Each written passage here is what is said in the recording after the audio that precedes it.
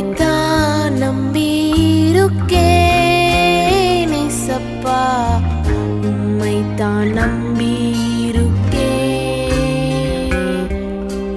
உம்மை மட்டும் நம்பியிருக்கேன் ஏசப்பா, உம்மை மட்டும் நம்பியிருக்கேன்.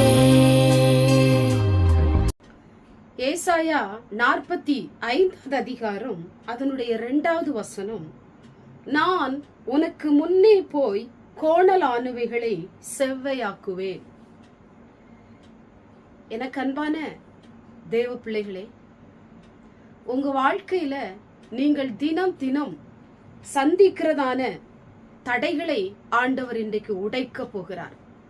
என்னால ஒரு அடி கூட எடுத்து வைக்க முடியல, அடுத்த நிலைமைக்கு என்னால செல்ல முடியல, நான் என்ன செய்வது என்று சொல்லி சோர்ந்து போயிருக்கலாம், துக்கத்தோடு கூட இருக்கலாம், மனம் உடைந்து போயிருக்கலாம், அழுது கொண்டே இருக்கலாம்.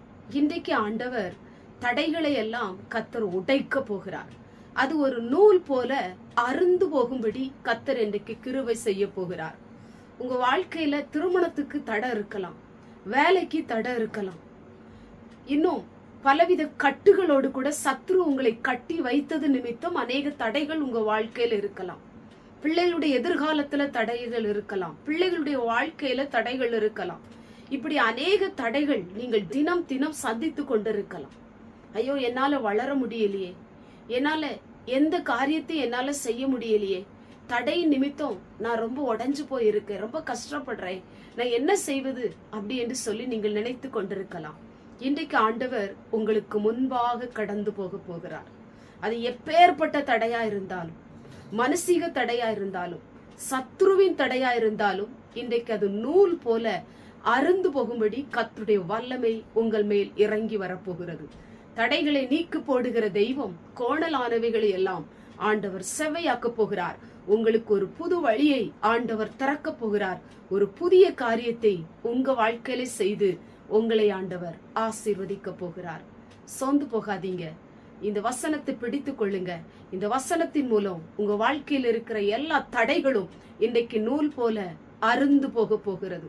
திருமண தடையா, வேலையில தடையா, இன்னைக்கு ஆண்டவர் அவைகளெல்லாம் நிர்மூலமாக்க போகிறார், வழி திறக்க போகிறார், அற்புதம் செய்ய போகிறார். கண்களை மூடி ஜெபம் பண்ணுவோம். எங்கள் பரிசுத்தமுள்ள நல்ல பிதாவே, கேட்டதான வசனத்தின் மூலம் ஆண்டவரே, ஒவ்வொரு நாளும் நான் சந்திக்கிற தடைகளை நினைத்து நான் ரொம்ப கஷ்டப்பட்டு கொண்டிருக்கிறேன். இந்த தடைகள் என்னைக்கு நீங்கும், என்னைக்கு மாறும், என் வாழ்க்கையில என்னைக்கு ஒரு ஆசீர்வாதம் உண்டாகும், என்னைக்கு நான் முன்னேறுவேன், அடுத்த நிலைமைக்கு செல்லுவேன் அப்படி என்று சொல்லி பிள்ளைகள் அழுது கொண்டிருக்கலாம். ஆண்டவரை உடைந்து போயிருக்கலாம்ப்பா. இன்றைக்கு தடைகளை நீக்கி போடுகிற தகப்பனுங்களுக்கு முன்பாக சென்று அற்புதம் செய்ய போகிற நல்ல தயவுக்காய் ஸ்தோத்திரம். இதை கேட்டுக்கொண்டிருக்கிற ஒவ்வொருடைய வாழ்க்கையில் இருக்கிற தடைகள் எல்லாம் நூல் போல் அருந்து போகட்டும் இயேசுவின் நாமத்தினால.